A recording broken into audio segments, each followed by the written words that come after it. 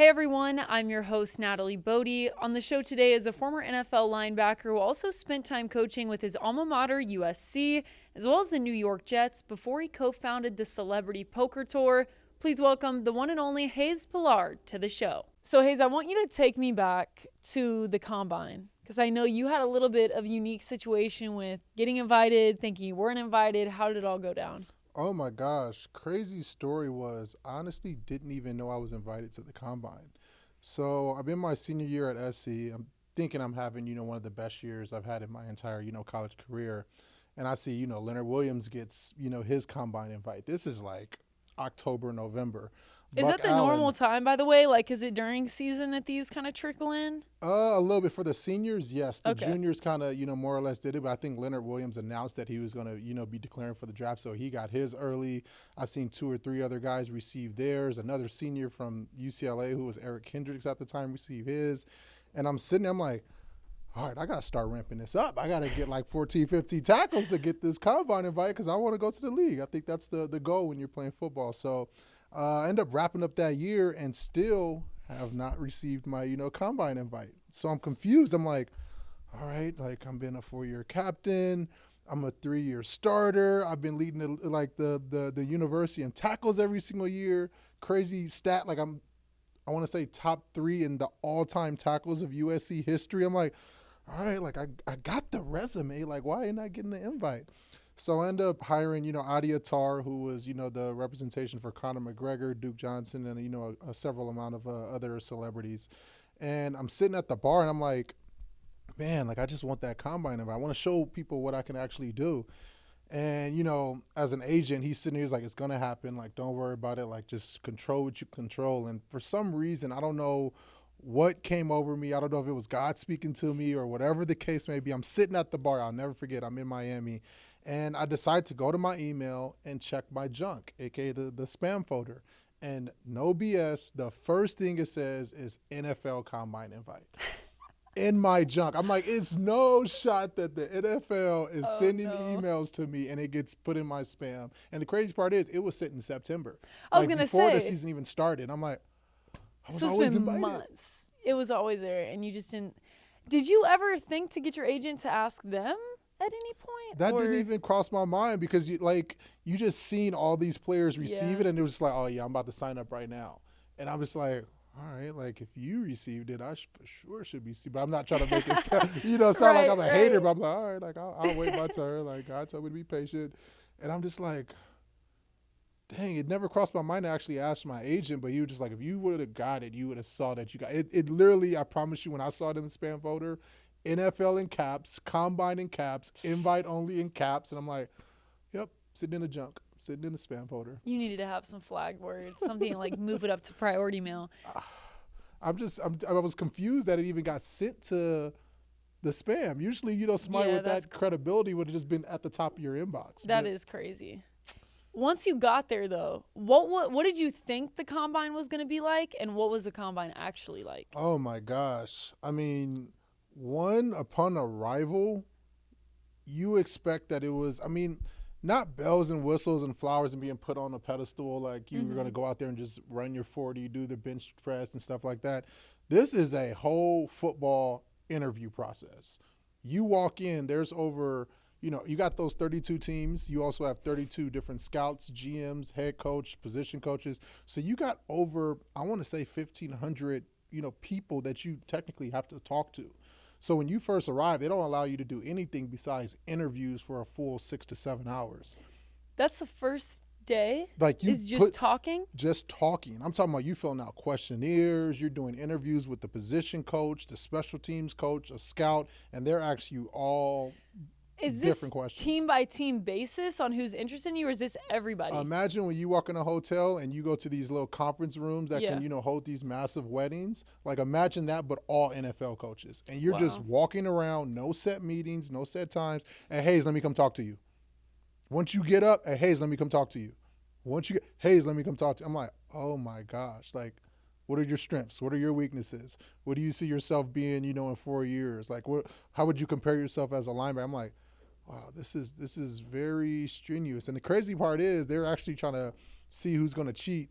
outside of these meeting rooms, the only thing outside of it is a bunch of waters and over 100 boxes of Krispy Kreme donuts. So they're setting you up to see who's going to eat one? Everybody. You see, and the crazy part is, I did not care. I'm over there smacking donuts. I'm drinking my water to stay hydrated. I'm like, but you're not going to provide us no other food, here, but we're going to be here for 6 to 7 hours during interviews. I'm like, I'm tired. I'm coming from the West Coast to the East Coast. We already had to fly, all that time. Now I'm talking to people for 6 to 7 hours, which I've never experienced in my life, when I just really want to come up and show up and play, show that I can play football. So that was a huge plot twist in itself. But to carry on to the story, when you actually got to the football specific stuff, it was way more interview process than it was than anything. You're talking about when you go do your weigh-in, just imagine, I don't even know how to even explain it. When we were kids and we were trying to get that fresh pair of Jordans and you looked outside of Foot Locker, what would you see at 8 a.m. in the morning? Lines. A huge line. That's how I was when, all the linebackers is up. You see this huge line waiting, sitting there. You see people trying to drink water so they can gain weight. You see people over there doing jumping jacks trying to lose weight. I'm like, bro, whatever you weigh is not going to change. 10 jumping jacks is going to do anything. That's not going to change in 10 minutes. And the crazy part is, what people don't know, you walk up on a stage. You take all of your clothes off. You literally have your compression shorts on. You have this tank top form on. And you're on this stage. And remember, all those 1,500 people is now out in the open. You got to strip down to get weight in front of thousands of people? You holding your wingspan out. They're checking your height, your wingspan. They like, Hayes Pullard, 6'1" 3/4, 225 pounds, hand size 9, wingspan X. They are doing everything to a T. Then you walk out. Then they're like, okay, we're going to another line. A whole nother room. There you see all 1,500 people transition into another room. Guess what now? We're doing the bench press test. All you hear is yell, let's go, yell. I'm like, oh snap, this is the real room. This is where they lifting weights. You got the strength coach, and this was probably my favorite part of it, because that's where you seen all the camaraderie of everybody, wanting to help each other. Because now it's like, it's you versus 225. Everybody gets to lift 225, but now you got to lift it. It ain't like you can, weasel your way by. No, that bar is going to touch your hands, and you got to lift it up and down. How do you prepare for that? Did you just obviously you were lifting before, but that day, do you get to warm up? Do you get to get a warm up lift in? What is that part like? No, so you're just going cold to the bench press? Absolutely. So, wow. you can have, you see people on the sides practicing with bands, people doing push-ups. Okay. I'm like, you can do it, but again, you've already been prepping for the last, 3 to 4 months on your bench press. So whether that's, massive weight or, overload on, heavy weight. So everybody's strength training was probably different, but the goal was to try and get, 15 plus in your bench press. So there's strength training, obviously, that goes on, and lifting and everything like that. Physically, people are training, but interview-wise, because it's so strenuous, and there's so much in the communication aspect that goes into the combine. Did you train that? Did SC brief you on what that was going to be like at all? I don't think nobody can, unless you had coaches that more or less were already in the NFL and then they came back and coached in college, and they can, give you those 2 cents. I was more so just rolling with the punches. Mm-hmm. Thank God I was already, blessed with former NFL coaches like Monty Kiffin and Joe Barry and guys like that. So when I walked in and they were asking me, hey, do you know what cover 2 is? I'm like, well, Monty Kiffin was, the creator of cover 2, of course. Do you know what a 4-3 defense is? I'm like, absolutely. I've played with 4 different, defensive coordinators, which was a 3-4, 4-3, 1-1, every single defense that was ever created. So I was able to have those lingos and have those conversations with every single coach. And they were like, wow, he's actually football ready. He can have the conversation. He can leave the defense, which was awesome. It was now I got to go show what I can do on the field. So right after the bench press, they allow you to go back, and guess what? You have to go do more interviews, because it's no way you talk to 1,500 people in 6 hours. So you do that until no BS till about midnight. That's crazy. And the crazy part is all right, well, we're going to do this. We're going to cut you guys off at 11:45 p.m. And just so everybody know, you have drug testing in the morning at 3:45 a.m. So the earlier you get there, the better it is, because then you can go back to sleep, because we have 6 a.m. medicals. So now you have to do full body physicals. I'm talking about from brain all the way down to your ankles and bones. So I'm doing that. I'm like, all right, let me go to sleep because I really want to be up at 3:45 because I want to be the first person there. Guess what? Everybody thought Already the there. same exact thing. Yeah. So at 3:45, I'm looking, I'm like, bro, it's no shot. Like, I want to go to sleep. But if I leave, everybody, you see people coming down, you see people coming up, and it's like, well, just wait in this line. They set it up so everybody can be uncomfortable before you get to the position drills because they want to see how do you respond to discomfort. And obviously, as a, 20, 21-year-old, you don't understand it at the moment. You just like, why are we doing all of this? This is dumb. So obviously I get my drug test done. I'm doing the medical staff. This is probably the most strenuous part of the entire draft process. So when you're in there, all 32 teams has their, lead doctor. So there's about, I want to say 2 or 3 of them that are really good friends that can more or less, help this process speed up. So if it's 32, each pockets of 3 can handle 1 exam. So you still got to take, 6+ exams. And they're looking at your report. All right, he tore his meniscus. Some people, tore their shoulder labrum. And they're coming in there. I'm like, well, how does your knee feel? I'm like, feels good. All right, we're going to see. They're yanking it. They're pulling it apart. They're like, all right, it seems good. Like, all right, go get an MRI. And everybody in the world knows how long an MRI is. Yeah. But imagine that for 300 different players waiting in the line for an MRI. So now we're sitting there from that 6 a.m. to about 11 doing all those medical stuff. And I'm like, all right, you have 6 MRIs today. 1, that's not healthy to get 6 MRIs in one day. And then 2, why are we doing this? Like, if you already know that I was previously injured, obviously I'm coming out here to still perform. So, like, why are we still doing this? So to continue the story, after all of these, physical exams, MRIs, it's finally test day. Wake-up call was about, I want to say 5:30, 6 a.m. in the morning, which was awesome because I think not a lot of us got sleep that night before because now you're just excited to get out there and play some football. And this is where a lot of the fun came because now we were able to, like I said, play some football. We were able to hear each other like, all right, we got 40s, we got position drills, we got, actual field work. So we get out on the field. And again, those 1,500 people are now in the stadium. Everybody's looking. It's dead silent, though. All you hear is beep, beep. Like every 7 seconds, like, all right, this is a little weird. It's different when you have that crowd in there. And every athlete can attest to this. Like when you hear that crowd in there, it's like you get that extra adrenaline. Now it's like, all right, you walk up to this 40, you put that hand down, and when you move, that's all you hear is when you run in the 40. When you come out of break, ha!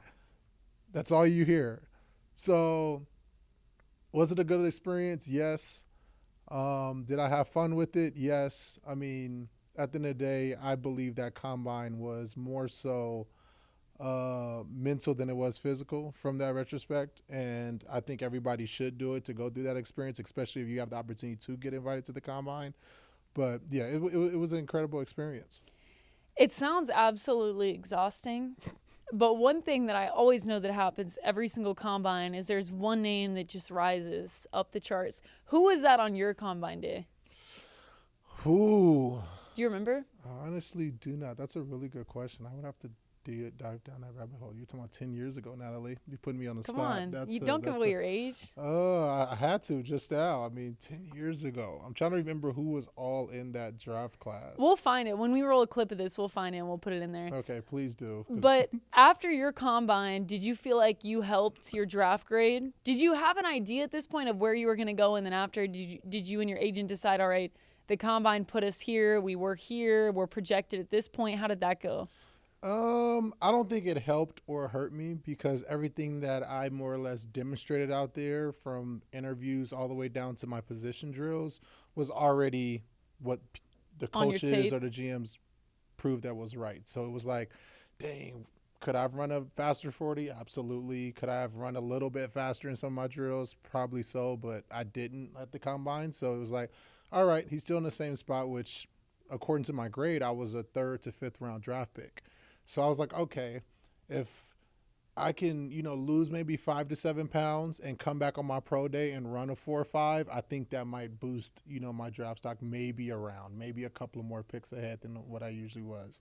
So I ended up coming back on my pro day, and on the combine I ran, I want to say a 4.7, which I was not happy with.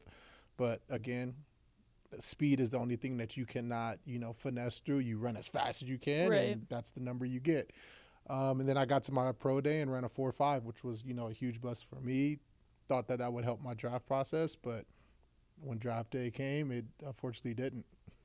So tell me about how draft day went down, because you said you were potentially projected 3rd to 5th round. You end up getting drafted in the 7th round. What was the last thing you heard from your agent going into the NFL draft?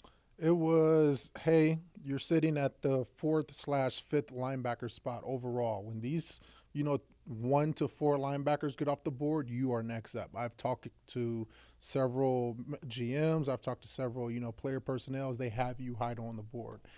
So I'm just like, okay, I'm excited. You told me this. You've already spoken it to all these people. So I'm like, okay, let's get to draft day.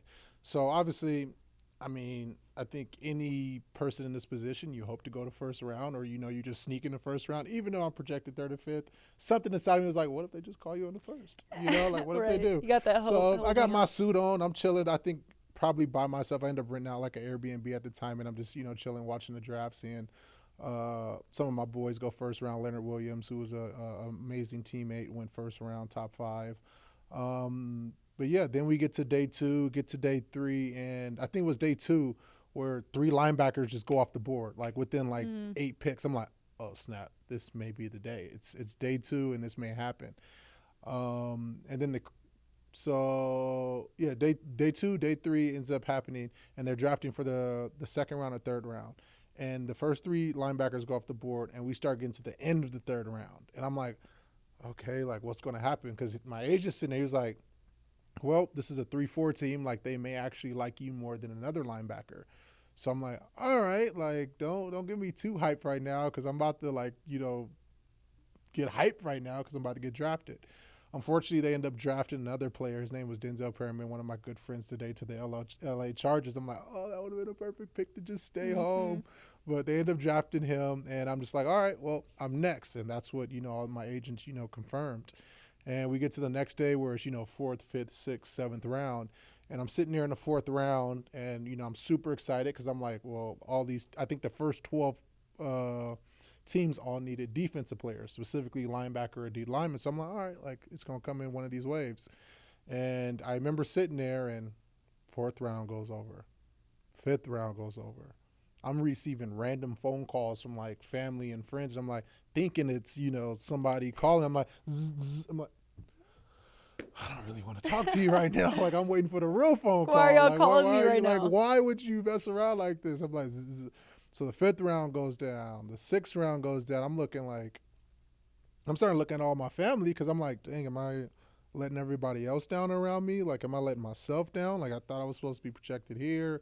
I'm looking at my agent, furious at him because you told me something and it's not coming true. And then for some reason, I just came with peace in my own self and was like, you know what? No matter what, if you end up going undrafted, like, it's okay. Like, we're going to figure it out when we get in there. Like, we walked into SC at, 6th or 7th on the depth chart, and we came a 4-year starter. Like, what are you really tripping about? Like, yep, I wish I had $20 million in the bank account, but that's not how it's looking, buddy. And I had that conversation with myself. And 10 minutes later, I received a phone call from a random number that said Cleveland, Ohio. And I answered the call, and he was like, you ready to be a dog? Like, we want to draft you, Hayes Pullard. And it was the Cleveland Browns. And I was super excited to be drafted in the 7th round. Super excited to just be drafted in general, because that tells you a team wants you, no matter, whether it was the 1st round, 3rd round, or 7th round, they still wanted you. They used one of their picks to draft you. So I was super excited about that. But that was a very, I guess, up and down day for me. Certainly. And your career, 4 teams in 5 years. You start in Cleveland. Take me through those different teams and those locker rooms, but start with the Browns. So we had Cleveland Browns, Jacksonville, the Chargers, and then the Arizona Cardinals.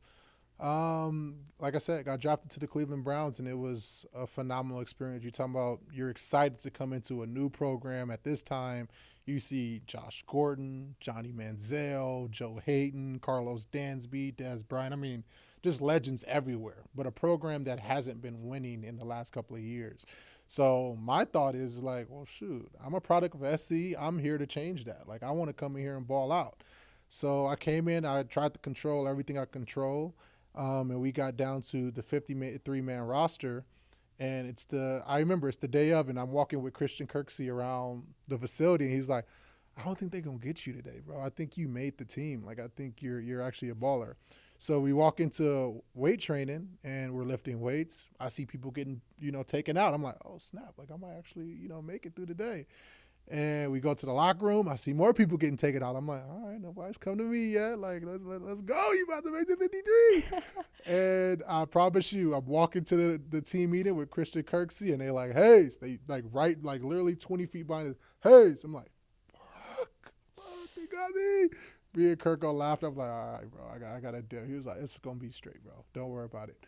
So we go into this random room, and it's like, well, we're going to release you guys today, but we want you to be on practice squad. So for those that don't know about practice squad, you have to be released first, and then you have 24 hours to be able to get picked up by anybody else in the NFL within that 24 hours. If they don't, that team can pick you up on practice squad. So after the 24 hours, nobody picked me up. I end up remaining on practice squad, playing with the Cleveland Browns for another 3 to 4 weeks. Trying to, help the team, trying to, continue to improve my craft. And I'll never forget, 11 p.m. on a Wednesday night, I get a call from Jacksonville, Florida. It's like, we're going to assign you to the active roster off of practice squad. And I couldn't believe it. I remember to this day, I was just like stunned. Like, I think I dropped the phone, and all I hear is Hayes. And I'm like, oh, snap. Put it on speaker. I'm like, yeah, I'm here. I'm super excited. Coach, it was Robert Saleh at the time. I'm like, yeah, like I'm super pumped. I'm super hyped. He was like, well, you got a flight tomorrow at 11 a.m. Like, I'll see you at practice at 1 p.m. tomorrow. And I'm like, oh, snap. And I'm like, what do I do? Do I just, just say, I'm sorry, F Cleveland and just bounce? Or do you stay true to yourself, go thank the organization and, let them know, thank you for the opportunity or whatever. And I made the decision to walk into Cleveland. I woke up at 6 a.m. I knew they were going to already be in the office. Walked to every coach's, office and let them know, like, hey, I ended up getting a call from Jacksonville. It was like, everybody was like, yeah, we just heard. It's very unfortunate. We thought you can, for sure play. And this is a story I do want to share. I ended up going to the GM. I really wish I remembered his name, but I really don't. Of the Browns, right? Of the Browns at the time. And he was like, you know what, close the door. Sit down with me. And I was like, what's up, man? Like, everything good? He was like, yeah. I just want to let you know, like, you're a phenomenal player. You did everything that you were supposed to do. I love the letter that you wrote to, entire NFL. I'm going to be transparent. I believed you were supposed to play. I believe you were supposed to go in the 3rd to 5th round where you actually were supposed to draft it. But I am going to let you know a lot of people in this building didn't believe that you can play. So I believe you should go out there and prove everybody wrong. And I was like, wow. So I actually was supposed to be, 3rd to 5th round, but people didn't want me to play. I was actually supposed to make the 53, but people didn't want me to play. So that was just like a shock, but it was just like, okay, that's why you weren't playing. So fast forward, get to Jacksonville. They was like, hey, you land at 11:53. I ended up calling Marquise right after I left the Cleveland Browns. Like, hey, bro, I'm about to be in Jacksonville. He was like, why are you not at practice? I'm like, bro, I got picked up by Jacksonville. Like, he was like, no, I'm about to come pick you up right now. So he ends up picking me up. We end up going to practice, and, I mean, the rest was history over there. I mean, you talking about my college roommate, my middle school to high school best friend, playing on the same team. I mean, it was a surreal moment. This is where I got my first stint as a starter, being able to play in the NFL, and I think at this moment I realize I can play in the NFL. You're playing against some of the greatest players, I think, in the NFL today. Jalen Ramsey, Paul Pusleslie, Miles Jack, Malik Jackson. The list goes on, and I was just like, wow, like I actually belong. Like, like it's one thing when you get drafted and you're still trying to like, dang, do I belong here? Am I even good enough? But once you realize like, oh, I can go out here and do it, it was official for me. So, and this is my favorite, I would say personally, Jacksonville Jaguars is my favorite organization to be a part of. And I say that because Shad Khan, who's actually the owner of the Jacksonville Jaguars, really invests into his players. He really invests into the organization. You have some owners that really just can care less about everything, just like win his games. But we all know like winning games has a formula to it, whether it's invest in the players, invest into the friends and family that's associated with the players, the food, whatever. And I really love Shad Khan from this stance that When it came to food, he had all of our gourmet chefs. I'm talking about you had a pasta station, a hibachi grill area. You had salad bars. You had a wing bar. Like, it was everything that you can more or less imagine. And I'll never forget when I first traveled in the NFL. It was just, a normal. I guess it shouldn't say normal. My apologies.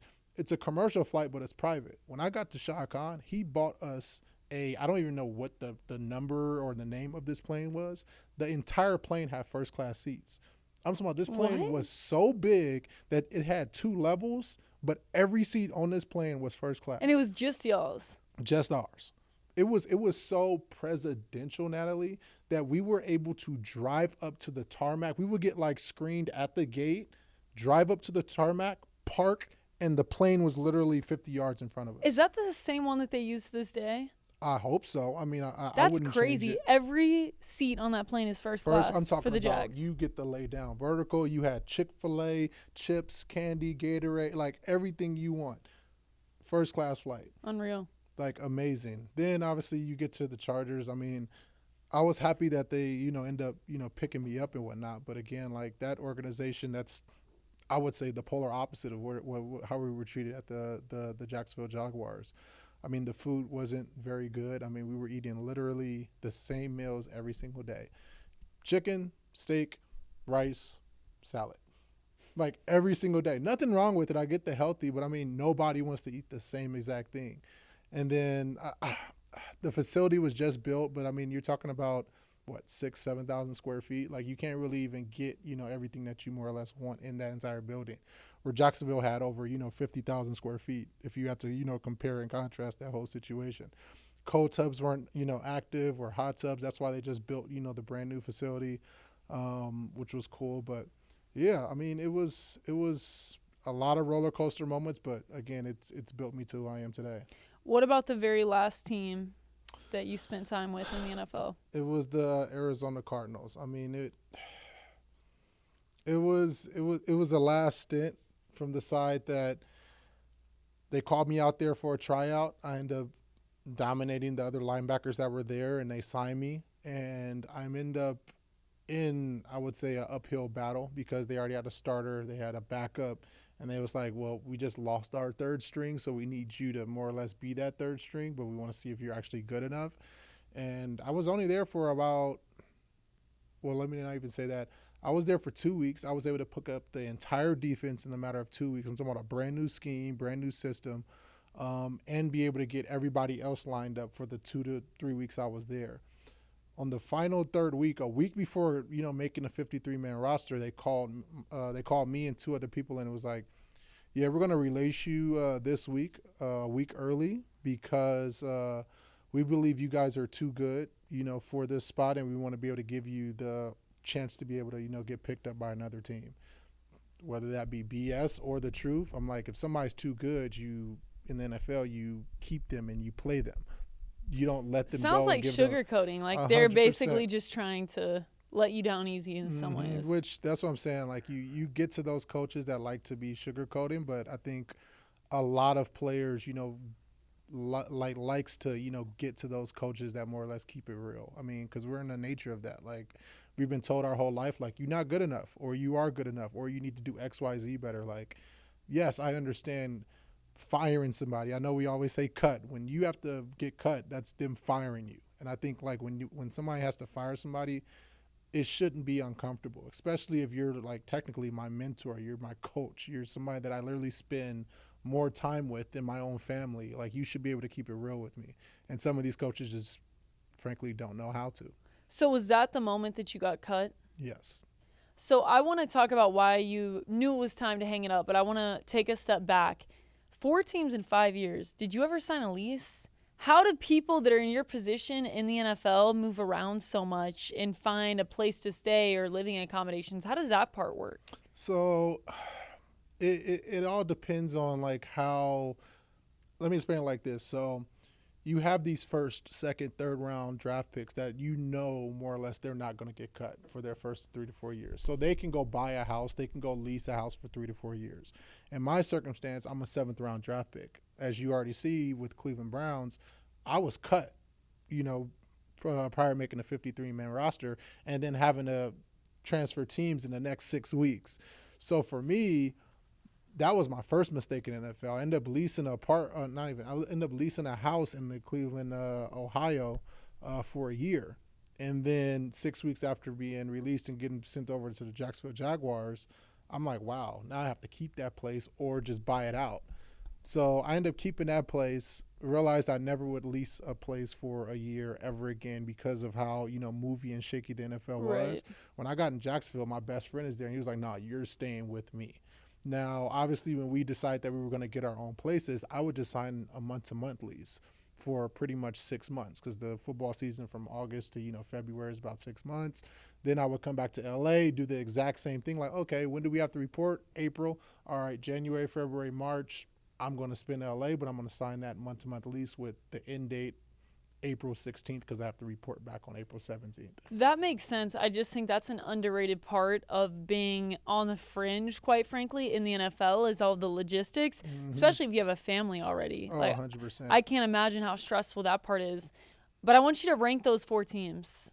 If I had to rank them, it would be Jacksonville 1, Arizona 2, Cleveland 3, and then the Chargers 4.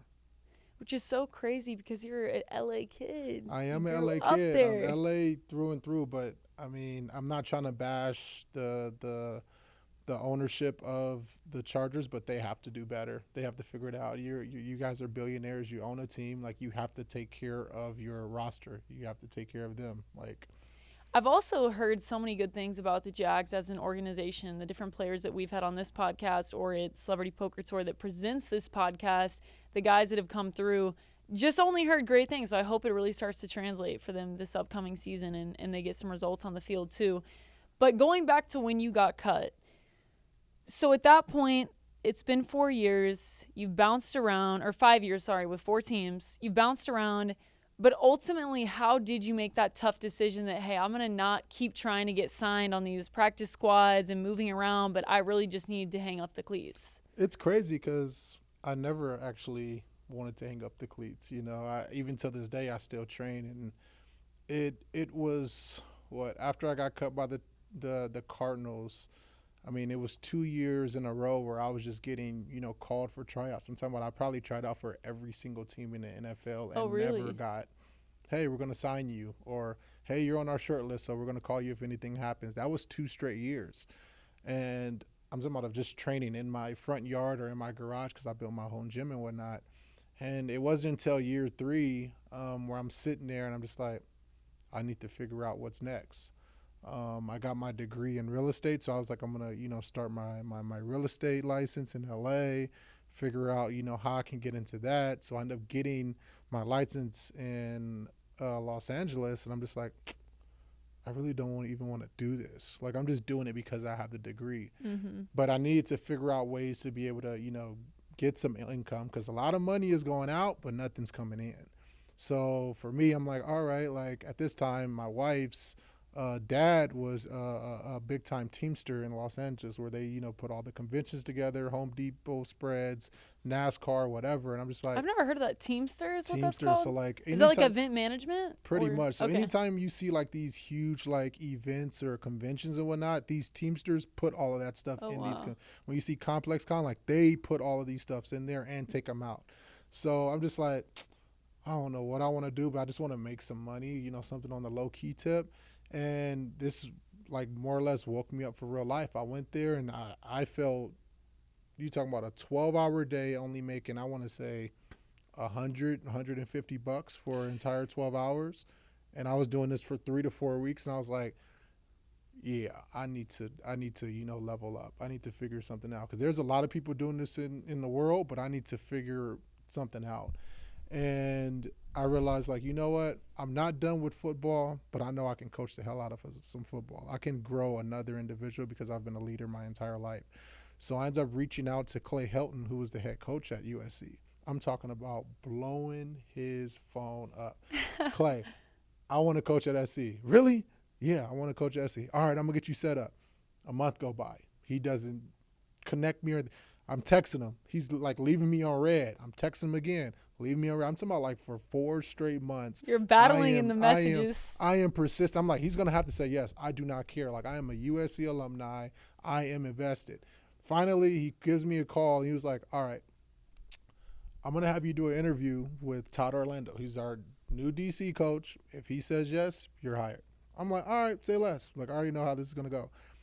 Todd Orlando invites me to the campus, does a, I guess, informal, formal meeting. We're literally just walking around, talking ball, seeing if he can, more or less be personable with me. And he was like, yeah, you're hired on the spot.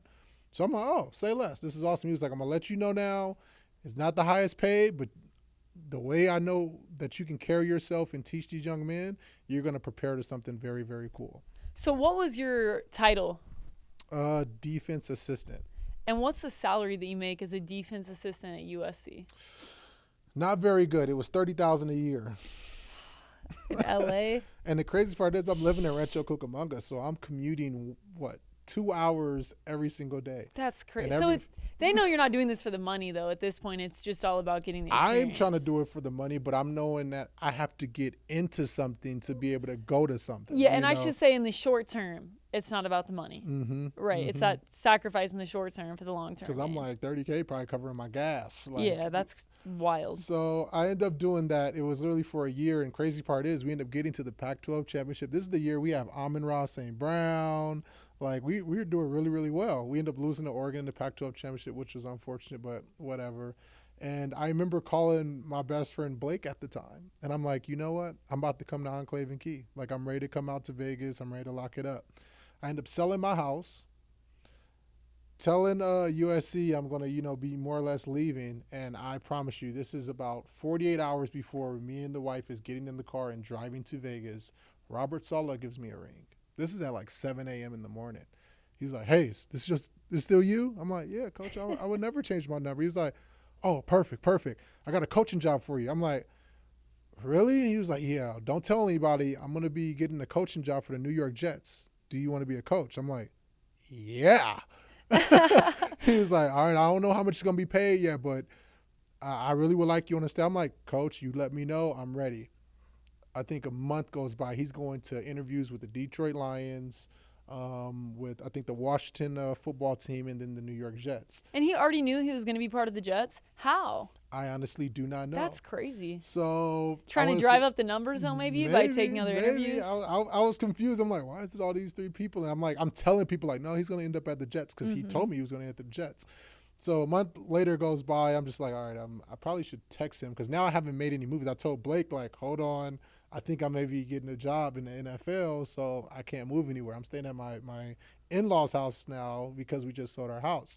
And I ended up texting Coach. He was like, all right, well, I have a flight for you tomorrow. Literally, I text him on a Friday. He's like, I got a flight for you tomorrow. You're going to be meeting me in New York Jets.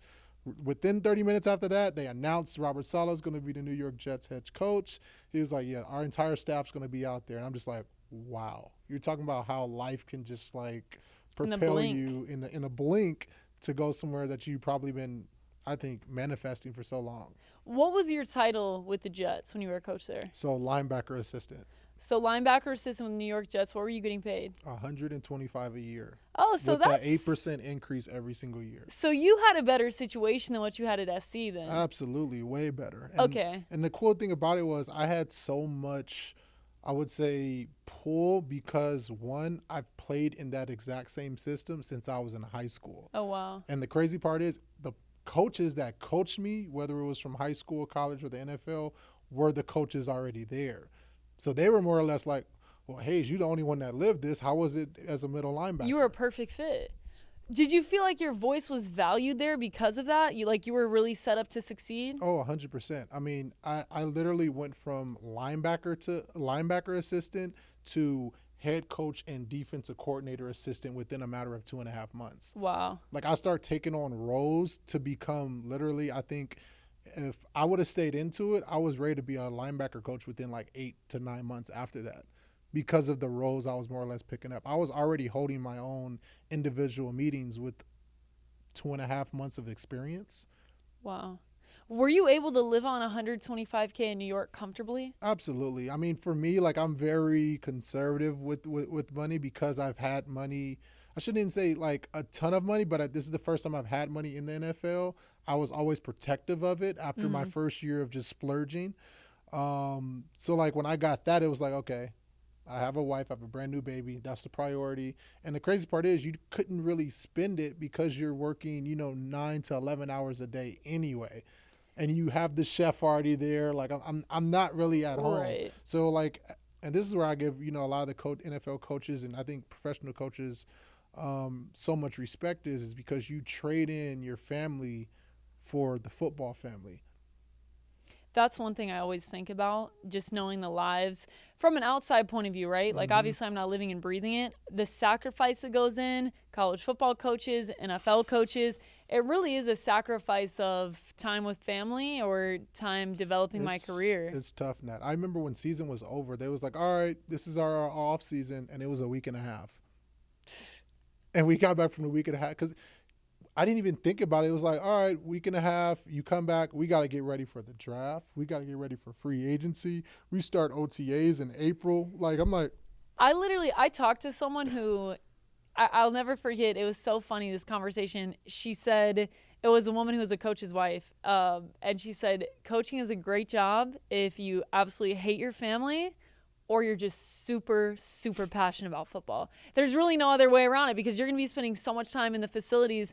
And then I'm even thinking on another point of view, you could coach till your 70s. A lot of them do. So it's like once you're done and you've made the millions and you want to enjoy time with family, hopefully you have a long life after that. But what's the average lifespan in the U.S.? You got another decade and change. It's a little bit, that's a morbid way to put it, but you do trade in that part of your life. And that's what I think after the year, I mean, I guess to fast forward to the end of this, I think that's what made me walk away from coaching is because I wasn't really to sacrifice my relationship with my family. It's so funny, though, because if you Google Hayes Pullard, it still says that and your LinkedIn, it still says that you work at the New York Jets, which I just had to point out is hilarious. And I was going to ask, it sounds like it was going so well for you, but even still, you wanted to step away.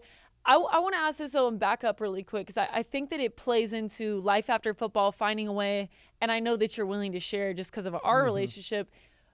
As a player who was – are you comfortable with the term sort of a fringe player at most points of making an active roster? I feel like that's accurate.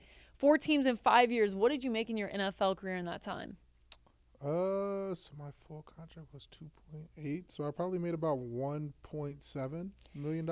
And you got to be smart with that because in your case, you knew like after football, I got to find something else to do. Like I've got to take this money and I've got to actually make it last and I have a family. But I just think it's important for people to know like what that number actually is and how you actually have to manage money and how most players, their average career is 4 years? Is that still? Now it's crazy. It's 2.7. 2.7? Like you're not even lasting that long. So most of these people, they're going to be in a similar spot. So I think just knowing how smart you've been with your money, how you've handled it with your family, I think it sets a really great example. But to go back to the coaching, because as you've mentioned, you're climbing the ladder, your voice is heard, you're getting promoted left and right, you're comfortable with the people you're around. It's people from your childhood up to high school and SC that were coaching with you. When you decided to leave, was it purely because you wanted more time with family? Was it being so far from, you're an LA guy and you're in New York? What all went into that? It was so many determining factors. I don't think that was just the sole purpose because so much happened in that year of 2020 to 2021. I think we all know COVID really happened. And at that time, it was very unfortunate that, our elected officials, our president decided that they wanted to mandate a vaccine for everybody that was working. And I was one of those individuals that said I was not going to take the vaccine. And as, more people decided to, go against that, the president at the time decided that they wanted to officially mandate it or you would not be able to work.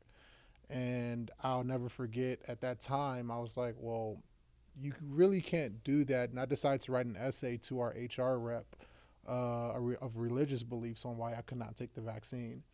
And the crazy part is it ends up getting approved, but they made it extremely uncomfortable for my entire year there. They made it to the point where I had to wake up every morning at 4 a.m. to take this to get tested for COVID. Number 2, I had to wear a mask when everybody else didn't have to wear a mask.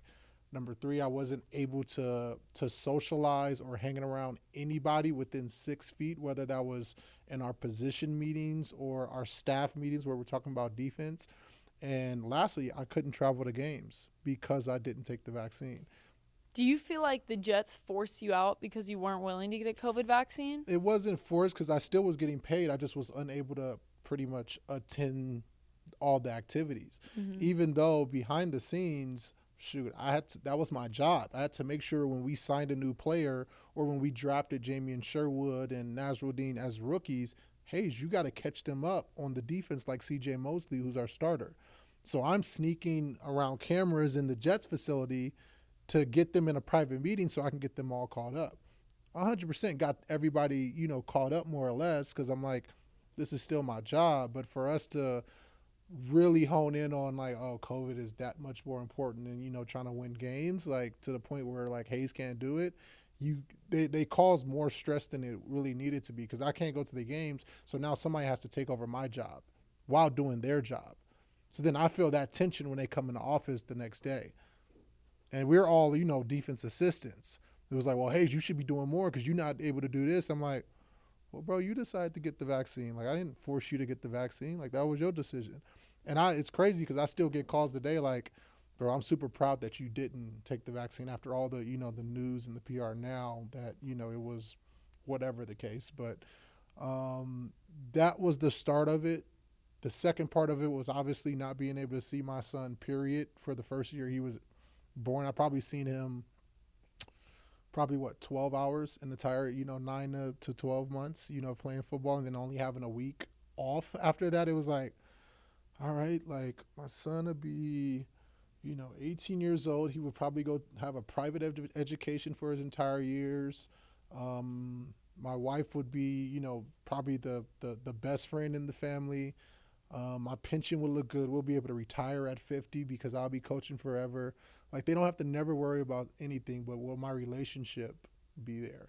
And that answer was no. And I was like, well, my dad wasn't like that with me, and I don't think his dad before that was like that. So, like, it made it so much easier for me. And the crazy part is, I'll never forget this. Right when I decided to walk away from coaching, they lifted that mandate. So do I regret it a little bit? No, because I believe the relationship with my son was way more than the financial freedom that could have been. I believe I can coach anywhere. I can go to Bishop Gorman right here down the street, who's a private high school, and still be able to have a relationship with my son and still uplift, young men to become Hall of Famers. That's special because one day Saint's going to hear this and he's going to appreciate that you were there for him. And I do think that financial freedom, but at what cost? The cost of spending time with your family, and some people that cost isn't worth it. And I think in your case too, because of the different ventures that you have other opportunities at financial freedom, and you're very financially savvy. So I think that having that foresight that maybe this is something that I would regret, it's better you made the decision when you did. Absolutely. I mean, it was a lot of fun in the NFL. I loved to see the insides of how it was as a coach, coming from a football player and then like wondering like, well, dang, why didn't y'all want me to play? And then now you start. The crazy part is when I got into coaching, they had these portals like behind, as coaches, and I was able to type in my name from the tryouts. And see all your notes? And see all the notes. What was the juiciest thing you saw? The crazy part is like, has the footwork, has hands, can run with the, specials. That's what they call verticals. Like, he can play today. And then like the negative would be like size or, doesn't run a 4.3. And I'm like, just because I don't run a 4.3 is because you guys can't take me? How many linebackers can run a 4.3? There's only like probably 8 of them in the entire like NFL. So I'm like, nothing was really negative that kind of hurt my feelings. Because, I would have been okay if it was like just not good enough. Yeah. Like feet was slow, hands was soft. Like I would have been okay with that. But for you to see all the positives and like one negative because I don't run a 4.3, okay, that's fair, but that's not fair at all because your existing linebacker doesn't run a 4.3. Yeah. That's why the Jets aren't good. Like what's going on? So I was able to see all of that. But then again, when we get to the draft, grades and whatnot, they would give me, the list of linebackers first. It was crazy. They were like, Hayes, I want you to grade these linebackers, but do it separate from the linebacker coach. And me and the linebacker coach was like this. He was our assistant linebacker coach when I was the coach. People don't know. Robert Saleh was my linebacker coach. And my existing linebacker coach for the Jets was the assistant. So he was like, don't tell Rudy nothing. You grade it. I'm going to let him grade it, and then you just let me know. How close would your answers be? Close? My answers was close to the head coach's answers rather than his. It wasn't until the, like, I think 48 hours before, he was like, let me see yours. And I wasn't going to tell him no because the head coach said don't share it. So I went to him. He was like, how can you see that linebacker that high? Like, how can you do? I'm like, honestly, bro, the tape is the tape. Like, you can't force something on the player. Like, take the names away from it. Take the college away from it. Like, you can see talent, like, square off the board. And I'll never forget, I gave Jamian Sherwood an A. That was a linebacker out of Auburn. My bad, let me rewind. That was a safety out of Auburn. And I was like, you can convert him to a linebacker. This was 4 years ago in 2020. Jamian Sherwood just got paid a $60 million contract this past year for the New York Jets. Converting from a safety to a linebacker that me and Robert Heard it saw. first. And I was just like, you can see who's going to be good. Like, I think so many people get caught up in the name or the college. Like, yeah, the hype. Good, exactly. Like, and Jamian Sherwood probably ran 4.6, 4.7. He probably ran the same thing I did in college.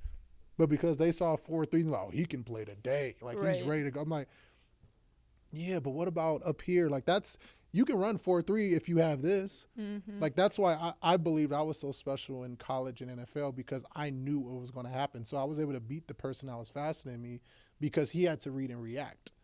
I didn't have to read and react because I already knew based off of how I studied the game.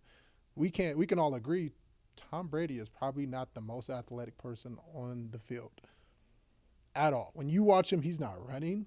He's not juke sticking people like he's Lamar Jackson. He's not running people over like Josh Allen. Like, but when he cuts on that tape, he's like, okay, that's the rookie corner. He doesn't know how to, do his breaks inward, or he doesn't know how to flatten it out. So I'm going to throw the slant here. That's because he studied the game, not because of athletic ability. So, like, that's where I'm like, some coaches get lost in that because I do understand. We love that pretty unicorn that just looks, 6'5", 280, runs 4.3. Like, I can build him into what I want. We all love that. We all want to create, a creative player.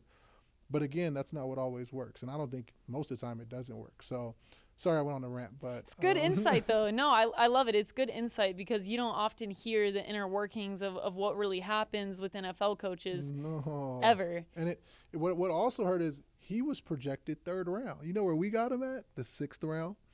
We're sitting on draft day in the 3rd round. We're like, he's sitting there. Like get him. Get him.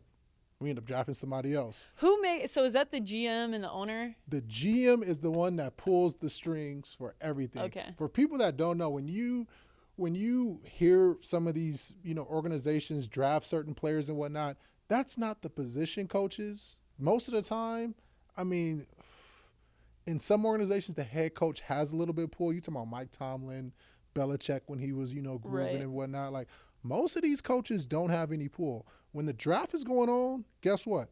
Every position coach is in their office. Every defensive coordinator and offensive coordinators are sitting in their office. And guess what? They getting a text before they do it. Like, hey, we're going to draft Hayes Pullard. And then they pass that word around to the rest of the office. It's not like we're in there fighting for, I want Zach Wilson. No, it's not like in the movies? No. Like, people think like, no, it's the GM. And then he has over 200 scouts and whatever in there. He's going to be like, okay, we got Josh Allen and we got Lamar Jackson sitting here. Who's the better pick? They're going to talk about all the wins, all the losses, what's his height, what's his measurables, what's his injuries, did he have any injuries? All right, who's the competition? What's this? What's his mama like? Do we got to deal with her on the weekends? Like, they going to ask every single question in that 15-minute, period. They got all of this already replaying. Wow. They can talk about it to a science like, oh, like Josh Allen still can grow into something. His frame can take more. Well, Lamar's capped. So we don't know what to do with Lamar. He's going to be like this for the next 10 years. And they put it all in their face. And I'm like, wow. But at the end of the day, that GM picks. That's what he gets paid to. Yeah. It's the head coach's job to take these picks and build a team. Thank you so much for coming on. Thank you, Natalie.